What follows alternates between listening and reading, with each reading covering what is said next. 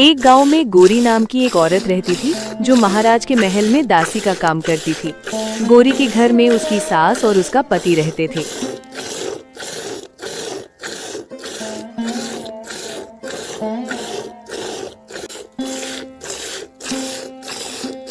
अरे बहू, इतनी देर लगा दी गाय का दूध निकालने में, क्या हाथ टूट रहा है तेरा? जी माँ, बस मैं आती हूँ, थोड़ा ही काम रहता है। थोड़े थोड़े काम के चक्कर में सुबह से भूखी बैठी हूँ, नाश्ता तक किसी ने नहीं दिया मुझे। हाय रे मेरी फूटी किस्मत, 21 गमवार को घर में ले आई। अरे ओ हरिया, कहाँ मर गया है तू? क्या हो रहा है माँ, क्यों चिल्ला रही हो? ए गौरी, ये मैं क्या सुन रहा हूँ? अब तक माँ को नाश्ता नहीं दिया, और मेरा नाश्ता कहाँ गया है? अरे जी, अभी थोड़ी देर पहले ही सारा काम खत्म किया है, इसीलिए थोड़ी देर हो गई। अब नाश्ता बनाने ही जा रही हूँ, फिर महल के लिए भी निकलना है। अरे ओ घोरी, किसको दिखा रही है ये महल के ठाठ? रानी तो है नहीं तू, बस दासी है दासी, समझी? और सुन ले, माँ को नाश्ता दिए बिना अगर कहीं गई तो बुरा होगा। नहीं नहीं जी, मैं अभी नाश्ता बना देती हूँ। माँ को नाश्ता दिए बगैर तो मैं कभी भी नहीं गई। क्यों माँ, कभी ऐसा हुआ है क्या कि मैंने आपको नाश्ता दिए बगैर घर से निकलने दिया हो? अच्छा, प्रवचन नहीं, तुमसे नाश्ता मांगा था। बढ़िया ही प्रवचन देने वाली। चलो माँ, अंदर चलते हैं। गोरी की जिंदगी ऐसी ही थी।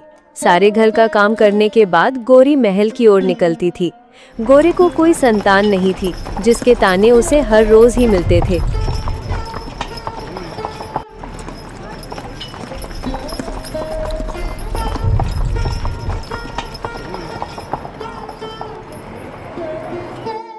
उस राज्य में महाराज तेज प्रताप सिंह नामक राजा राज करता था। राजा तेज प्रताप कुछ सन की स्वभाव के थे। वे बहुत गुस्सैल और जालिम माने जाते थे।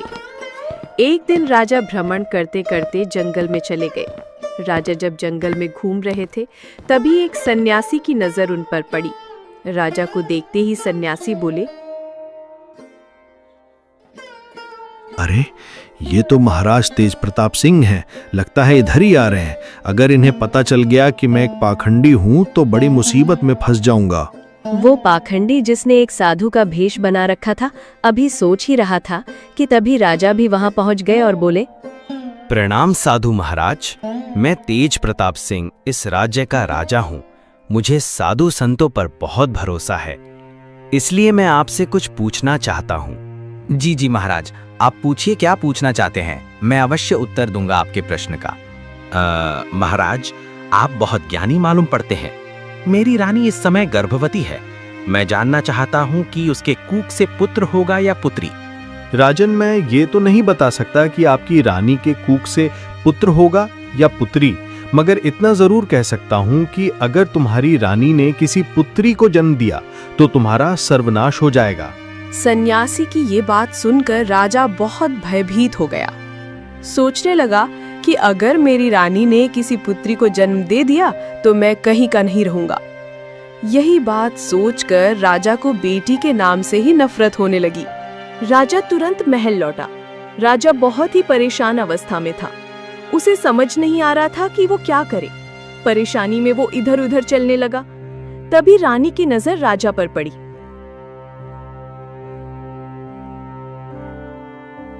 महाराज, क्या बात है? आप बहुत चिंतित मालूम होते हैं। कैसी परेशानी है? मैंने आज तक आपको इतना परेशान कभी नहीं देखा।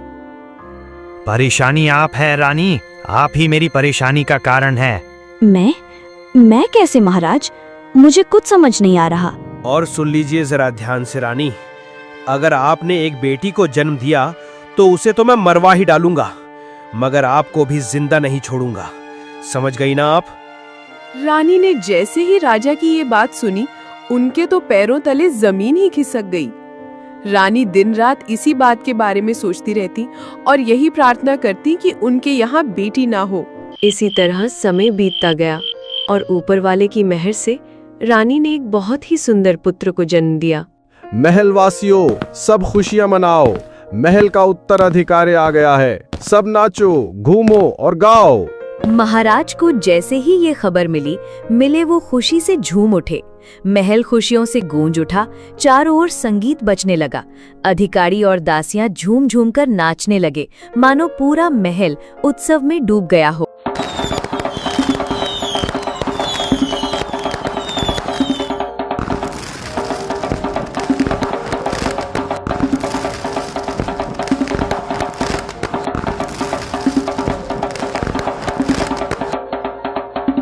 इधर रानी तो बस इसलिए खुश थी कि पुत्री नहीं हुई, वरना राजा उसे और उसकी बेटी दोनों को मार देता। ऐसे ही समय बीत गया। राजकुमार अब 2 साल का हो गया था। रानी फिर से गर्भवती थी। राजा रानी के कक्ष में आए और बोले, मैं कुछ समय के लिए रीथनगर जा रहा हूँ। वहाँ हमारे कुछ मित्र हैं। उन्होंने हमें निमंत्रण दिया है। राजकार्य को कुछ समय के लिए मंत्री ही देखेगा और आप भी यहाँ हैं तो हमें कोई चिंता नहीं है। मगर याद रखना रानी, हमें लौटने में समय लगेगा। यदि तुम्हारा गर्भ से बेटी का जन्म हुआ तो उसे मरवा देना। मैं बेटी का चेहरा नहीं देखना चाहता। जी जी महाराज, आप निश्चिंत होकर जाइए। मैं यहाँ का सब काम देख लूंगी और पहुँचकर हमें पत्र लिख देना कि आप अपनी मंजिल पर पहुँच गए हैं। राजा को वापस अपने नगर लौटने में कई महीने का समय लग गया, लेकिन इस दौरान रानी ने एक पुत्री को जन्म दिया। जिस बात का डर रानी को था वही हुआ। बेटी को देखते ही रानी घबरा गई। अरे ऊपर वाले, जिस बात का डर था वही हो गया। अब तो राजा के आदेश के अनुसार बेटी की हत्या करनी पड़ेगी। ये गिरा हुआ काम मैं कैसे करूं? मैं एक माँ हूँ। मुझे जितना बेटा प्यारा है उतनी ही बेटी भी प्यारी है। कन्या हत्या का पाप तो बहुत बड़ा होता है। इतना कहकर रानी रोने लगती है। तभी एक दासी रानी के कक्ष में आती है और आकर रानी से कहती है, रानी, गुस्ताखी माफ हो, आप इतना क्यों रो रही हैं? पुत्र के जन्म पर तो खुशियां मनाई गई थी और आज पुत्री के पैदा होने पर मातम मनाया जा रहा है। क्या ये विपदा महल में भी होती है रानी? नहीं गौरी, मैं एक माँ हूँ। मैं कैसे भेदभाव कर सकती हूँ? पुत्र और पुत्री में वास्तव में जो नहीं होना चाहिए वही हो गया। महाराज ने कन्या को मारने का आदेश दिया है। अब आप ही बताओ, मैं इस मासूम की जान कैसे ले सकती हूँ? बस यही सोच सोच कर मैं रो रही हूँ। अरे रानी साहिबा, आप चिंता न कीजिए। आप राजा से कह दीजिए कि मैंने पुत्री को मरवा दिया। हम आपको आपकी पुत्री को महल वासियों के सामने मारने के लिए ले जाते हुए दिखाएंगे, लेकिन वास्तव में हम उसे मारेंगे नहीं बल्कि पालेंगे। अगर कोई पूछेगा तो मैं कह दूंगी कि ये मेरी भतीजी है। इस तरह इस बच्ची की जान भी बच जाएगी और राजा की नजरों से भी ये दूर हो जाएगी। ये सुनकर रानी बड़ी खुश हुई और रानी बोली, आह, ये पुत्री भले ही मुझे देखने को न मिले, कम से कम जीवित तो रहेगी मेरी पुत्री। गौरी, मैं तुम्हें अपनी पुत्री के पालन पोषण के लिए दान आभूषण भी दूंगी। मेरी पुत्री को तुम्हें राजकुमारी की तरह ही पालना होगा। जी जी रानी, आप चिंता मत करें। मैं आपकी राजकुमारी को राजकुमारी की तरह ही पालूंगी। इतना कहकर दासी ने राजकुमारी को उठा लिया और फिर सारे महल वासियों के सामने ऐसा दिखावा किया मानो वो राजकुमारी को मारने के लिए ले जा रही हो। महल से निकलते ही गौरी ने रानी के दिए हुए दान से एक तांगे को रोका और उस पर बैठकर अपने घर की ओर निकल पड़ी। गौरी सारे रास्ते बस यही सोचती रही कि इस मासूम को घर ले जाकर वो अपनी सास और अपने पति से क्या कहेगी। क्या वो इस मासूम को पालने देंगे? गौरी चिंता में डूबी हुई थी कि इतने में तांगा उसके घर के पास पहुंच गया। वो तांगे से उतरी और घर के अंदर चली गई। अरे गौरी, ये क्या है? ये किसका बच्चा उठा कर ले आए हो तुम? और इतने पैसे कहाँ से आए तुम्हारे पास? तुम टांगे पर बैठकर आई हो? अरे मुझे सांस तो लेने दो, आते ही 100 सवाल करने लग गए हो तुम। गौरी, मैं तुमसे कुछ पूछ रहा हूँ। ये किसका बच्चा है और तुम कहाँ से आ रही हो? अरे मैं महल से आ रही हूँ और ये एक कन्या है, ये राजकुमारी है। राजकुमारी? क्या तुम महल से राजकुमारी को चुरा कर ले आई हो गौरी? पागल तो नहीं हो गई तुम? अरे नहीं नहीं, चुरा कर नहीं लाई हूँ। रानी ने इसे पालने के लिए मुझे दिया है, क्योंकि राजा ने इसे मारने का हुक्म दिया था, इसलिए मैं इसे छुपाकर यहाँ ले आई। रानी ने इसे पालने के लिए मुझे बहुत सारा धन और आभूषण दिए हैं। गोरी का पति और उसकी सास बड़े ही लालची थे। दोनों बहुत खुश हुए कि अब महल से दान की प्राप्ति होगी और राजकुमारी के नाम पर वे जितना लूटना चाहें रानी को लूट सकते हैं। मगर गोरी एक अच्छी औरत थी, वो किसी भी लालच में पड़ना नहीं चाहती थी। अरे मेरी सास का लालच तो दिन ब दिन बढ़ ही रहा है। आज पता नहीं क्या मांगने को बोलेगी रानी से। अरे ओ गोरी, कल मोही, क्या तू गाय का दूध ही निकालती रहेगी या महल भी जाएगी? अरे ऊपर वाले की कृपा से कितना अच्छा मौका मिला है और तू अभी तक यहाँ बैठी हुई है। हाँ माँ, मैं बस ये काम खत्म कर दूँ तो उसके बाद जाती हूँ। हाँ, बड़े काम करती है तू कमकल। बातें तो सुनो इसकी। अब उठ, दफा हो। और हाँ, रानी से 9 लाख हार मांगना है तूने। 9 लाख हार मांग? क्या हो गया है आपको? मैं रानी से 9 लाख हार क्यों मांगूंगी? भला बताइए तो। क्योंकि तू एक मूर्ख औरत है। अरे नालायक, कहीं कि तुझे नहीं चाहिए कुछ भी तो हमें चाहिए, समझी? आज अगर तू 9 लाख हार न लेकर आई तो इस घर में मत आना। माँ जी, हाँ अच्छा ठीक है, मगर इतने लालच अच्छे नहीं होते। अरे ज्ञान मत दे मुझे। चल अब निकल, वरना मुझे डंडा उठाने में जरा भी देर नहीं होगी। गोरी अपनी सास से डरकर उठी और फिर जल्दी में उठकर दूध से भरी हुई बाल्टी रख दी। उसने राजकुमारी को प्यार किया और फिर महल की ओर निकल पड़ी। गोरी मन ही मन सोच रही थी कि आज वो रानी से 9 लाख हार की बात कैसे करेगी, मगर उसके दिल में सास का डर भी था। इस तरह काफी समय बीत गया। जब राजा वापस लौटा तो उसे बताया गया, महाराज, आपके जाने के बाद आपके यहाँ एक पुत्री ने जन्म लिया था। आपके आदेश के अनुसार उसे मारकर जमीन में दफना दिया गया है। राजा ये सब सुनकर मन ही मन मुस्कुराया। इस तरह काफी समय बीत गया। अब गोरी की बेटी यानी राजकुमारी भी बड़ी हो चुकी थी। राजकुमारी बहुत ही ज्यादा सुंदर थी। एक बार जो उसे देखता था फिर देखता ही रह जाता था। अरे कमबख्त, मेरे घर में पानी की एक बूंद भी नहीं है। क्या चाहती है तू कि मैं बूढ़ी औरत होकर पानी लेने जाऊं? तभी तेरे कलेजे को ठंड पड़ेगी, बता तो। नहीं नहीं दादी माँ, आप क्यों जाएंगी? मैं हूँ ना, मैं जाती हूँ, मैं ले आती हूँ पानी। आप माँ को बता देना कि मैं पानी लेने जा रही हूँ। एक दिन की बात है, राजा तेज प्रताप अपने नगर की सैर कर रहे थे। जब उनकी सवारी उस दासी के घर के सामने से गुजरी तो राजा की नजर उस खूबसूरत कन्या पर पड़ी। रूपवती तो वो थी ही, पर उस समय और भी अधिक सुंदर प्रतीत हो रही थी। रथ पर बैठे राजा तेज प्रताप अचानक उसे देखकर स्तब्ध रह गए, क्योंकि वो अत्यंत रूपवती थी। उसकी सुंदरता पर राजा मोहित हो गया। उसी समय राजा ने अपने मंत्री से पूछा, ये मंत्री, ये राजकुमारी जैसी दिखने वाली कन्या कौन है? उसके रूप ने तो मुझे घायल कर दिया है। जल्द से जल्द इसका पता लगाओ। मंत्री ने जैसे ही राजा का आदेश सुना, आनन फानन उस सुंदर कन्या के घर तक पहुंच गया। वहां जाकर वो आश्चर्यचकित रह गया, क्योंकि ये तो महल में काम करने वाली एक दासी का घर था। मंत्री ने तुरंत राजमहल लौटकर राजा को सारी बात विस्तार से बताई। महाराज, महाराज, वो कोई राजकुमारी नहीं बल्कि एक दासी की बेटी है। वही दासी जो हमारे राजमहल में सेवा करती है। महाराज। मंत्री जी, वो लड़की बहुत सुंदर है। उसने मेरी रातों की नींद उड़ा दी है। उसकी मोहनी मूरत मुझे बार बार बेचैन करती है। उसके बिना तो अब मैं रह नहीं पाऊंगा। एक काम करो, कुछ लोगों को साथ ले जाओ और उस बूढ़ी औरत के घर जाकर उस लड़की से मेरे विवाह की बात करो। ठीक है महाराज, जैसे आप चाहते हैं वैसे ही होगा। मैं खुद उस बूढ़ी दासी के घर जाऊंगा। मगर याद रहे मंत्री जी, जाते हुए बहुत सारे तोहफे ले जाइएगा, ताकि वो लोग मेरी आयु भूल जाएं। महाराज, आप भी ना, आप तो इस राज्य के राजा हैं। आपकी आयु भला कौन देखेगा? आपको कौन ना कह सकता है? आप बेफिक्र रहिए, मैं लौटकर ही आपको शुभ समाचार दूंगा। अगली सुबह मंत्री दासी के घर पहुंचे। मंत्री उनके लिए बहुत सारे तोहफे ले गए और उनके घर पहुंचकर आवाज लगाने लगे।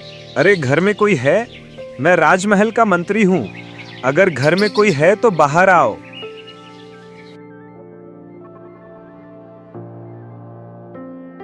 मंत्री जी, आप यहाँ?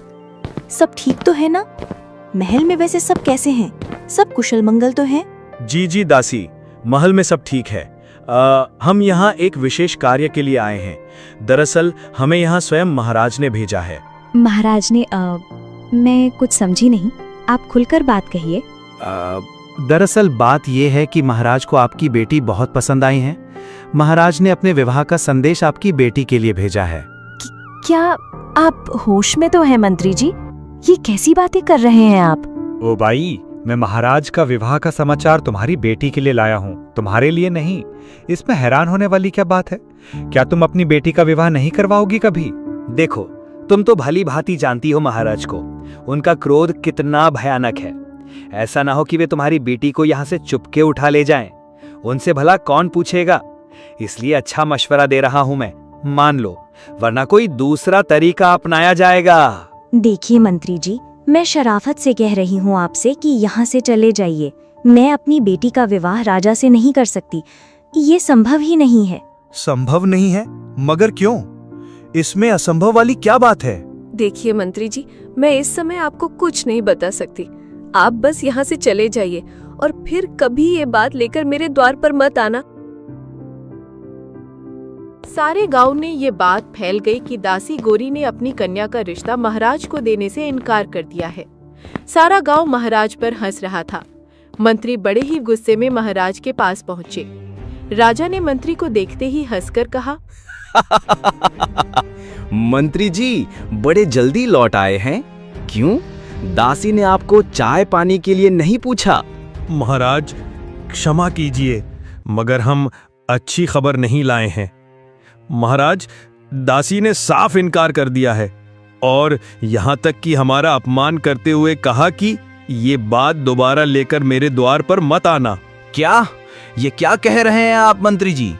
उस दासी की इतनी हिम्मत, आपने उसे जिंदा कैसे छोड़ दिया? महाराज, प्रजा हमसे बहुत नाराज है। अगर हम वहीं उसे मार देते तो लोगों की नफरत और बढ़ जाती, जिससे आपके सिंहासन को खतरा पहुंच सकता था। इस समय हमें जोश से नहीं, होश से काम लेना होगा। मंत्री जी, हम अपना क्रोध रोक नहीं पा रहे। उस दासी की इतनी हिम्मत कैसे हुई? हमें ये सहन नहीं होगा। मंत्री जी, उस दासी को पकड़कर तुरंत यहाँ लाया जाए। जी जी महाराज, आप जैसा कहेंगे हम वैसा ही करेंगे। हम सिपाहियों को भेजते हैं उसे पकड़ कर लाने के लिए, आप बेफिक्र रहिए। दूसरी तरफ दासी गोरी बहुत परेशान बैठी थी। उसे समझ नहीं आ रहा था कि अब वो क्या करे। अरे गोरी, इतनी चिंता मत करो, हरिया भी घर में नहीं है। तुम्हें ऐसे देखकर मेरा दिल घबरा रहा है। माँ, मैं कैसे परेशान ना हूँ, तुम ही बताओ। अरे ऊपर वाले, क्या कोई अनर्थ होने जा रहा है? अब मैं क्या करूँ? ये कन्या तो उसी राजा की बेटी है और राजा को इस बात का पता नहीं है। माँ, हमें यहाँ से जितनी जल्दी हो सके निकलना होगा। लेकिन हरिया भी घर में नहीं है। हम तीनों इस समय घर से निकलकर जाएंगे कहाँ? वो लोग आपस में अभी बात ही कर रहे होते हैं कि दरवाजे पर दस्तक होती है। गोरी डर के मारे अपनी आशा से कांप उठती है।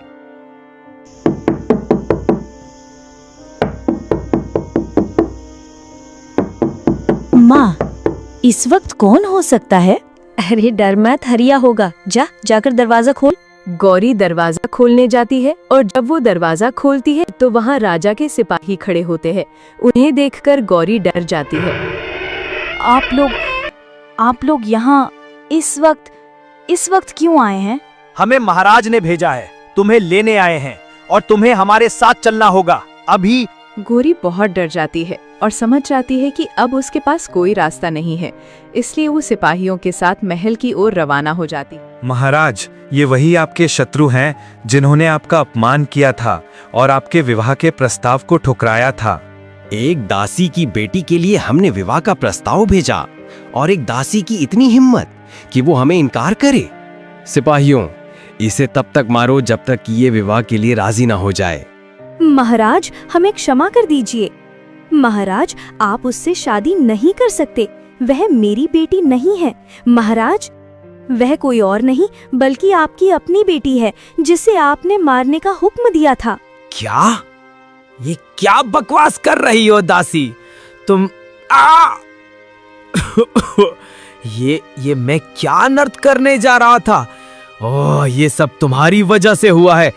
दासी, वो लड़की अभी तक जिंदा बची हुई है। मंत्री जी, राजकुमार को बुलाइए, अभी इसी समय। तभी राजकुमार वहां आता है और डरते डरते राजा से पूछता है, जी पिताश्री, क्या आपने मुझे बुलाया है? कोई विशेष कार्य है क्या? जी राजकुमार, यही समझ लीजिए। ऐसा कार्य कीजिए जो आपके सिवा कोई और नहीं कर सकता, और हम इस बार पूरी तरह आप पर ही भरोसा कर रहे हैं। जी कहिए पिताश्री, आप जैसा कहेंगे हम बिल्कुल वैसा ही करेंगे। आपकी वो बहन जिसे हमने उसके बचपन से ही मृत घोषित कर दिया था, अभी तक जिंदा है, तो आपको उसे मारकर दफन करना है और प्रमाण के तौर पर उसकी आंखें निकालकर हमारे लिए लानी है। क्या? जी पिताश्री, जैसा आपका आदेश। राजकुमार अपनी बहन को लेकर जंगल की ओर निकला। राजकुमारी भी अपने भाई के साथ साथ चल रही थी, ऐसा चलती हुई कि उसे अपने भाई से जरा भी डर न हो। राजकुमार जंगल के बहुत अंदर जाकर रुक गया और फिर अपनी बहन से कहने लगा, न जाने ऊपर वाले ने तुम्हारे भाग्य में क्या लिखा है। बचपन से आज तक तुम अजनबी लोगों के बीच पली बढ़ी हो। राजकुमारी होकर भी तुमने गरीबी में जिंदगी गुजारी है। तुम्हारा भाई भी कभी तुम्हें मार नहीं सकता। इस जंगल में कहीं छुप जाओ। इसके बाद से तुम्हारे भाग्य में जो होगा, ये जंगल तुम्हें वहां पहुंचाएगा। भाई, मैंने आज पहली और शायद आखिरी बार आपको देखा है। अगर आपने मुझे नहीं मारा और मेरी आंखें निकालकर नहीं लाई तो पिताश्री आपको मार देंगे। फिक्र मत करो, मैं जाते हुए एक हिरन का शिकार करूंगा और उसकी आंखें लेकर जाऊंगा। इतना कहकर राजकुमार वहां से चला गया और एक मजबूर बहन अपने भाई को जाते हुए निहारने लगी।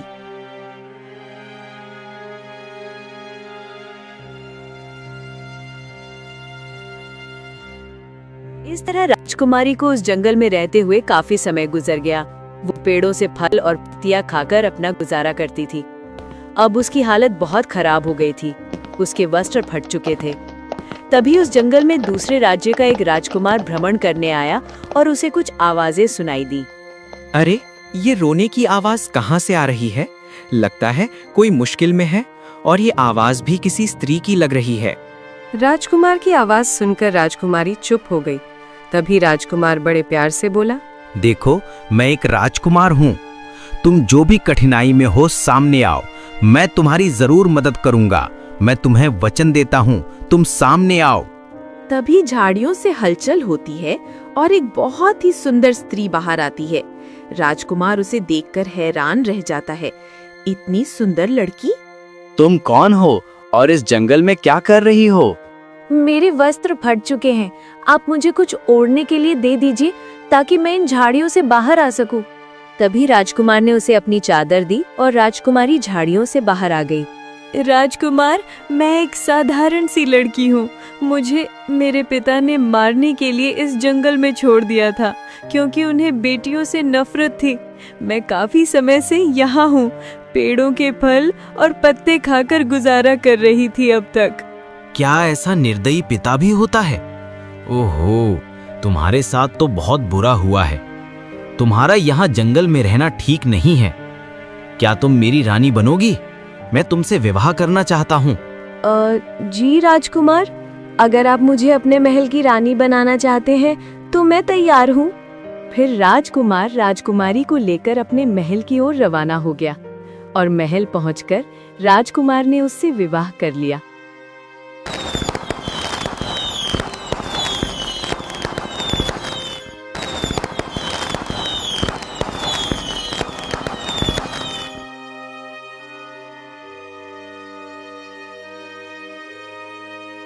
दूसरी तरफ राजा तेज प्रताप, क्योंकि एक सनकी और जालिम राजा था, इसलिए उसकी प्रजा उससे बहुत नाराज थी। इस बात का फायदा उठाने के लिए दूसरे राज्य के राजा उसके राज्य पर हमला करना चाहते थे। उन्हीं में से एक राजा की बेटी का पति राजकुमार युवराज भी था। मगर राजकुमार युवराज को ये मालूम नहीं था कि उसकी रानी असल में राजा तेज प्रताप की बेटी है। और एक दिन राजकुमार युवराज ने तेज प्रताप के राज्य पर हमला कर दिया और उसके महल में घुस गया।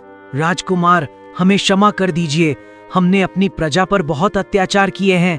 हम अपनी हार स्वीकार करते हुए आपसे क्षमा मांगते हैं। युवराज, हमें माफ कर दीजिए। नहीं महाराज, हम आपको माफ नहीं कर सकते। आपको आपके पापों की सजा के रूप में मृत्यु दंड मिलना चाहिए। इतना होते ही वहाँ राजकुमारी आ जाती है। राजा अपनी बेटी को देखकर रोने लगते हैं और अपनी बेटी से कहते हैं, मेरी बेटी, मुझे बचा लो, मुझे माफ कर दो, मैं तुम्हारा गुनहगार हूँ। पिताजी, आपने तो मुझे मरने के लिए छोड़ दिया था, पर मैं आपको मारते हुए नहीं देख सकती। राजकुमार, मैं आपसे विनती करती हूँ, मेरे पिता को छोड़ दीजिए। क्या ये आपके पिता हैं? इतना निर्दयी पिता, और एक बेटी का आपने पिता से इतना प्यार? हाँ, ठीक है रानी, आप कहती हैं तो हम आपके पिता को क्षमा कर देते हैं, मगर अब ऊपर वाला आपके पिता को क्षमा करेगा या नहीं, ये मैं नहीं कह सकता। इस तरह राजकुमारी ने राजा को क्षमा कर दिया और वे सब खुशी खुशी महल में रहने लगे।